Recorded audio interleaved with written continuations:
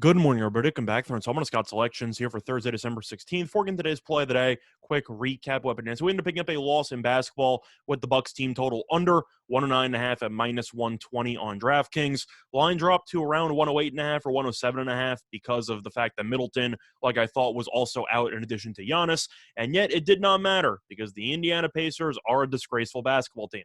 They somehow gave up 114 points to a bunch of role players and lost the game outright by double digits. That's right. They managed to lose to the Bucks without Giannis and without Middleton with a fully healthy starting lineup by double digits. Impressive stuff. I'm done with the Pacers for the rest of the season.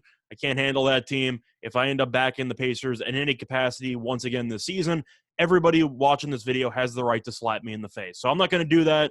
Pacers, good luck to you on the rest of the year, but you're dead to me. So we're going to look for a bounce-back winner here on Thursday. And for the play that it'll get a matchup between the Canucks and the Sharks in hockey, going to be looking at the underdog here. We like the Canucks on the money line at plus 121 on Bet Online. Time recording of 4:50 a.m. Eastern Time.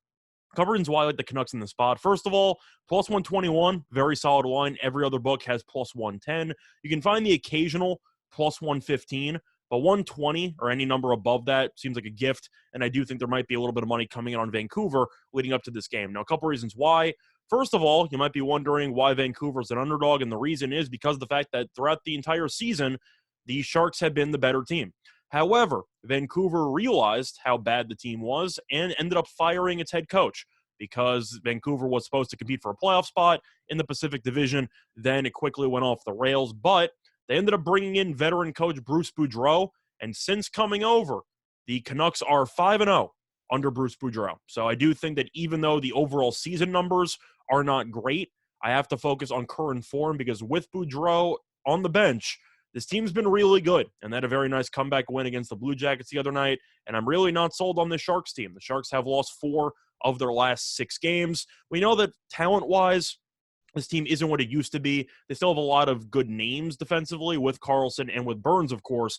Both players nowhere near as good as they used to be. But I do think that the Sharks, who have been in pretty underwhelming form lately against one of the hotter teams in hockey, I really question why the Sharks are this big of a favorite. Now, the Canucks did have a bit of COVID issues during the course of the week. They're missing a couple of depth defensemen, a couple of third-pair guys. But other than that, there was no outbreak.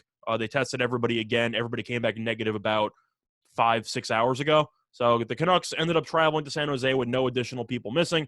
And I do think that with the majority of the core, if not the entire core, being healthy, Vancouver is a pretty live dog in this spot. And another reason why I like Vancouver is the fact that their goalie, Thatcher Demko, has been really good over the last couple of appearances. He's allowed 5 goals in his last 4 games combined. So I do think that if Demko is going to be standing on his head like he has for the last couple of weeks, there's a very good chance Vancouver can keep this game low scoring. And I do think at plus 121 with a really solid goalie in net, this is an extremely interesting number.